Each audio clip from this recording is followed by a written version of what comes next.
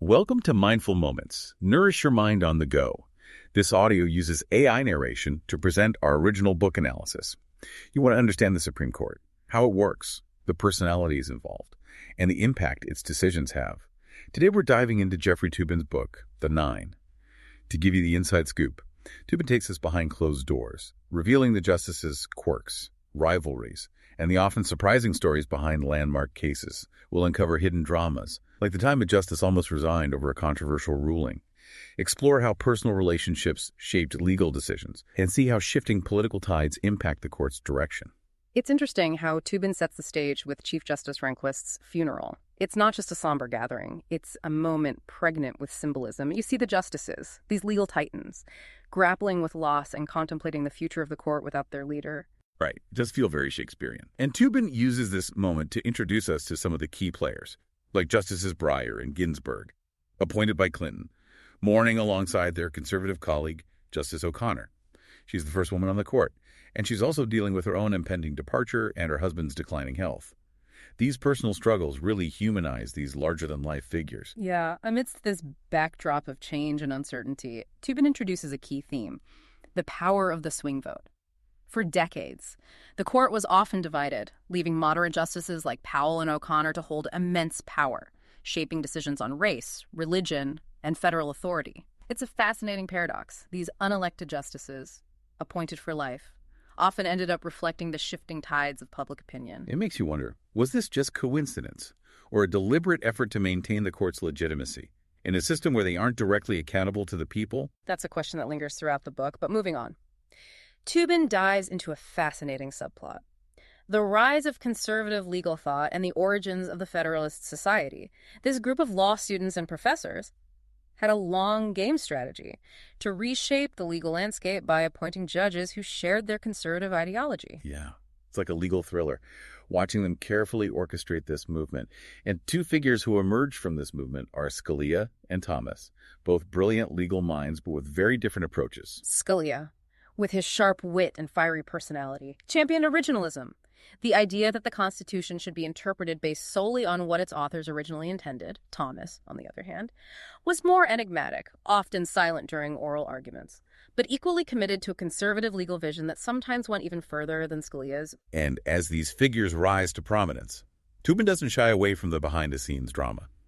He reveals tensions between Chief Justice Burger, obsessed with formality and procedure, and his eventual successor, Rehnquist, who was more ideologically driven. Is almost like an office drama, with whispers in the hallways and strategic maneuvering around cases like Planned Parenthood v. Casey, a major challenge to Roe v. Wade. Toobin takes us inside those deliberations, showing how the justices' personal anxieties and frustrations played a role, particularly as they grappled with the weight of history and precedent.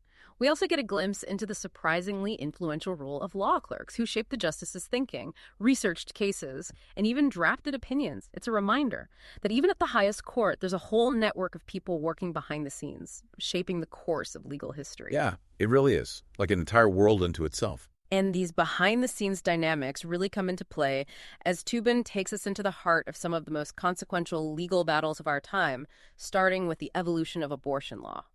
He walks us through Roe v. Wade and subsequent cases like Akron-Thornburg and Casey, showing how the justices grappled with this incredibly complex and divisive issue. It's fascinating to see the different approaches, with some justices like O'Connor taking an incremental approach, while others like Scalia advocated for completely overturning Roe. What struck me was how Toobin highlights the human stories behind these legal abstractions. We hear from women struggling with difficult pregnancies, doctors facing legal challenges, and activists on both sides passionately fighting for their beliefs. It's a powerful reminder that legal decisions aren't just words on paper. They have real-world consequences for real people. And this focus on the human impact continues as Toobin explores another contentious area. Religious freedom cases like Lamb's Chapel and Rosenberger forced the court to define the line between permissible religious expression and the separation of church and state. And this is where Jay Sekulow comes in, a lawyer who seemingly comes out of nowhere. He argues that religious speech should be treated the same as any other form of free speech, a strategy that proved remarkably successful. Sekulow's a fascinating character, a legal maverick willing to challenge conventional wisdom.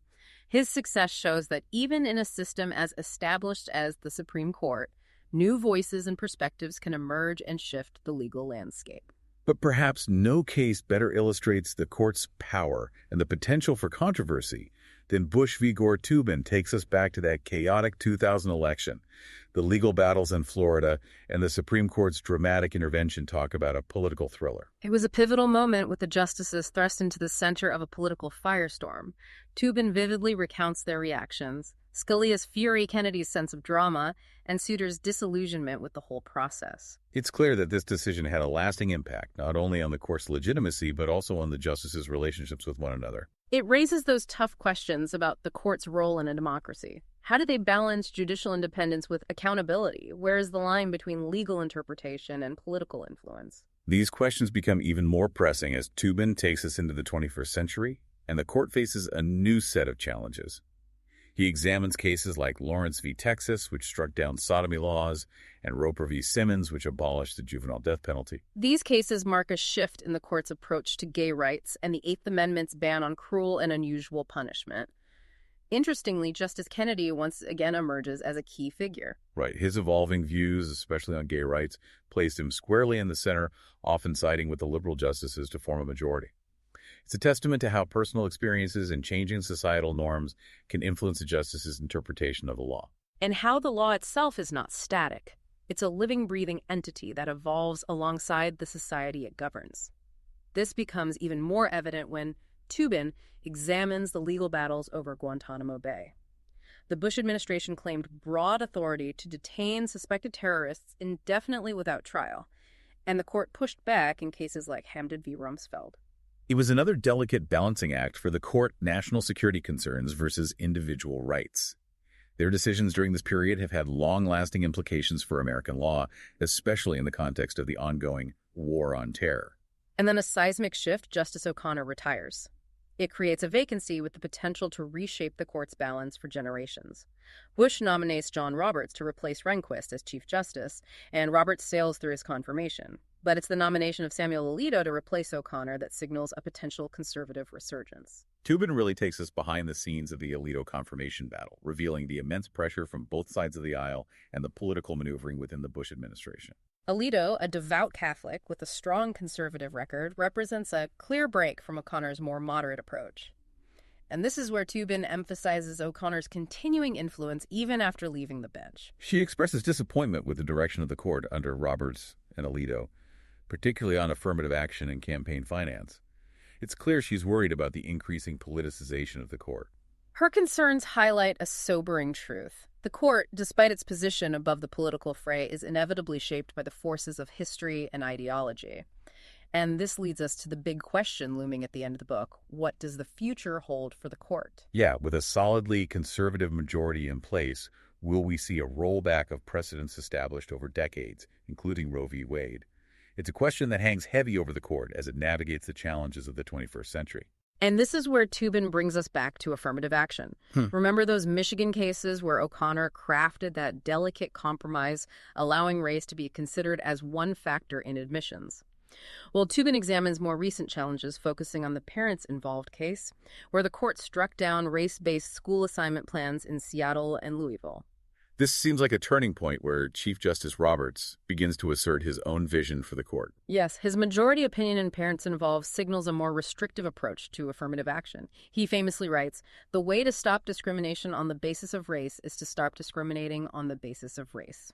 It felt like a direct challenge to O'Connor's legacy and a significant win for the conservative legal movement. And it doesn't stop there.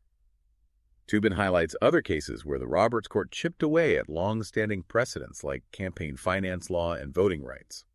It's a trend that has left many legal scholars and activists worried about the future of progressive legal victories.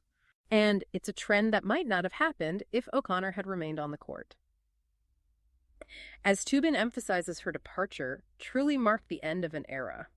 So after this deep dive into the nine, what's the takeaway for someone like me who wants to understand the Supreme Court better? I think Toobin's book gives us a powerful and insightful look into how the Supreme Court really works. We see how personal relationships, political maneuvering, and intellectual debates all come together to shape the court's decisions. It reminds us that the court isn't some abstract impartial entity, but a group of individuals wrestling with complex legal and societal issues. And their rulings have a profound impact on our lives, shaping everything from our personal freedoms to the structure of our government. Exactly. And Toobin leaves us with a cautionary note. The court's future is uncertain, and the precedents we often take for granted are more fragile than we might think. We're entering a new era where the conservative legal movement seems poised to achieve many of its long-held goals. It is a bit unsettling, but also incredibly fascinating. Toobin's book does what we hoped for. It demystifies the court and reveals the human drama unfolding within those marble halls. If you're interested in understanding the forces shaping American law and society, The Nine is a must-read. Absolutely. For an in-depth look at the fascinating world of the Supreme Court, we highly recommend picking up a copy of The Nine. You can purchase it using our affiliate link in the show notes. And don't forget to subscribe to Mindful Moments. Nourish your mind on the go for more thought-provoking book analyses. Happy reading.